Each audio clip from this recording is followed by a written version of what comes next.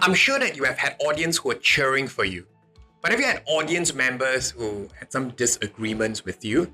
Hi, my name is Darren T, and in this particular video, I'm going to share with you how do you deal with disagreements amongst your audience members who may disagree with you openly, and how do you say it, how do you respond with tact? You see, it is all rosy and nice if individuals agree with you on stage, right?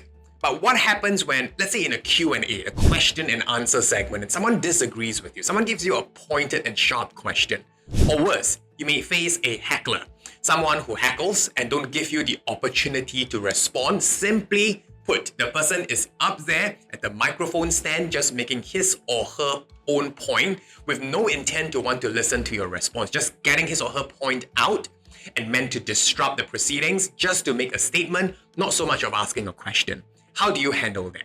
So let's unpack and let's talk about these strategies for these two scenarios in turn.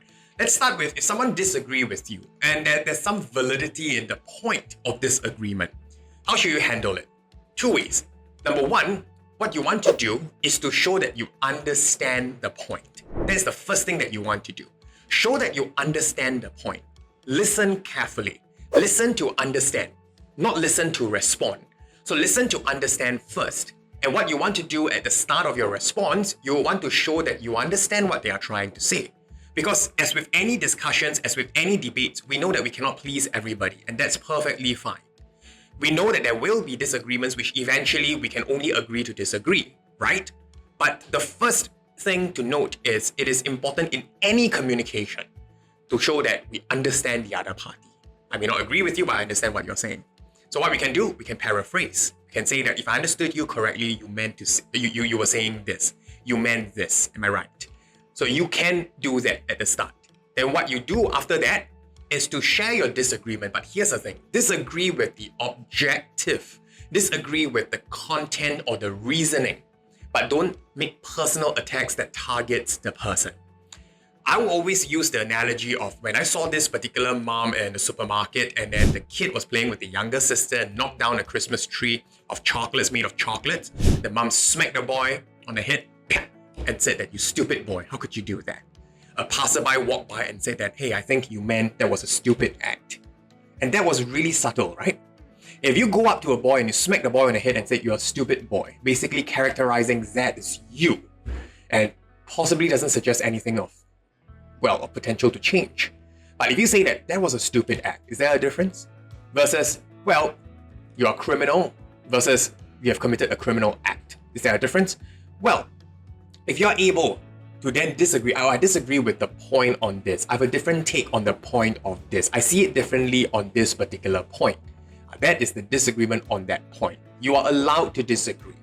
And you should, especially when it doesn't sit well with your principles, doesn't sit well with what you truly believe in.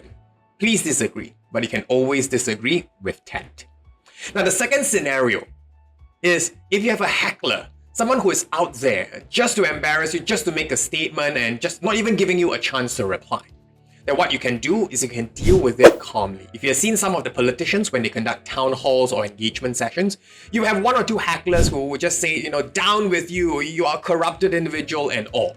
Of course, whether you want to take legal proceedings after that, if someone assassinates your character and makes such baseless allegations, that's a separate matter altogether. I'm not giving that kind of advice in this video. What I'm saying here is how do you respond on the spot to actually show that you can deal with the situation calmly and you can deal with the situation yet still not disrespecting that particular person. In fact, we can. I always think of when someone makes that, or when someone even just scolds you, or someone uses a harsh tone. It could be a family member, it could be a friend. It may not be something that you have done wrong. It could be, and we should reflect. If you're someone who reflects, it shows that you have humility. That's good. I do reflect. I would think if it's is something wrong with me, right? But if you're after going through that, maybe you can check in with your community and with your friends. There's nothing wrong with you, and there's nothing wrong with your approach. At least that's to the best of your abilities. Just a difference in opinion. And someone makes a personal attack and then just starts attacking you and just scolding you, then just think of it that person, when a person does that, actually the person who is suffering is that particular person. And when a person is angry with you, it's that person who is suffering, that person who is feeling pain. And it need not be you. So at that point in time, when you apply a bit of kindness, when you take a deep breath and you deal with that situation, you find that you're in a very different state. When someone goes low, you don't have to go low. You can go high. When a person makes a personal attack, sometimes we can reply, oh, well, I'm sorry that you actually made a personal attack. I'm not sure what kind of pain that you're going through right now, but may you still be well and happy. At the end of the day, while I disagree with the making of the personal attack, and I feel that if anybody who makes a personal attack would have already lost the argument, I'll be more than happy to engage with you when you have calmed down and you're willing to actually have a proper dialogue. So some people who are very assured of themselves, they're confident individuals, that's what they will say. Some individuals will even say that, well, would you want to hear my reply? I presume that you are here. I recall Barack Obama in one of his videos also said that to one of his hecklers, that I'm always willing to listen if you're also able to let me respond. So are you here just to make a statement? If you are here just to make a statement, you have made a statement. Why, thank you for taking your time to do that. But if you're here to genuinely listen to my reply, then you will need to listen. And I thought that that was a very, very professional way of handling that situation.